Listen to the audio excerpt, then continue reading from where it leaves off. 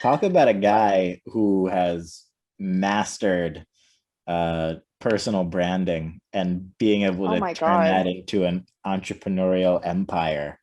I mean, there's nobody, I mean, like him, Magic Johnson, and Jordan are like the gold standards in terms of retired NBA guys who have been able to Yeah. leverage their, you know, fame for entrepreneurial legacy. Oh yeah.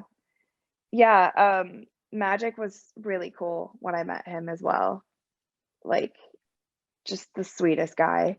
And he met my parents too. That's And nice. they were like super excited. Yeah, he was at one of the games that I played in. I mean, we can't say that without talking about Kobe as well.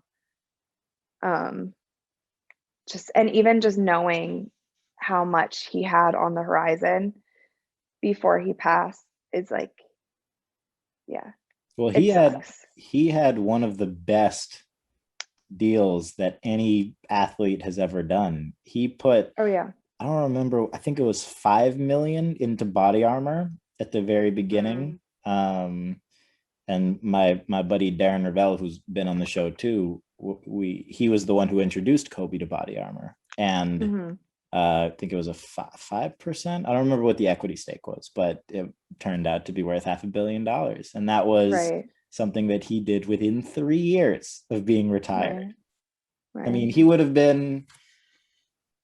I mean, who knows? But he would have probably knowing the way that he did everything else, he would have been the best as far as being a post career athlete entrepreneur. Yeah. I think LeBron's heading down a similar path too. Um, we talked about it on a recent episode. He bought into Fenway Sports Group, which hmm owns soccer teams, the Red Sox, and the reason that my friend, his name is Joe Pompliano, who's a sports business reporter who's on, said that LeBron bought in was to get ready for post career when Fenway Sports Group buys an NBA team. So Mm, right. I'll see, but it makes sense. It makes It sense. That's totally the next makes step. sense. Yeah. I mean that and going back to Kobe too, probably one of the most just like charismatic people I've ever met. Just like the energy that surrounds him, it's crazy.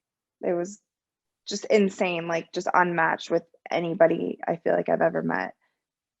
And just warm and like super passionate and nice. And I've obviously interviewed a ton of people, but I feel super blessed that I was able to like work with him, you That's know, awesome. before he passed. It still kind of seems surreal to me sometimes that he's not here. I don't know.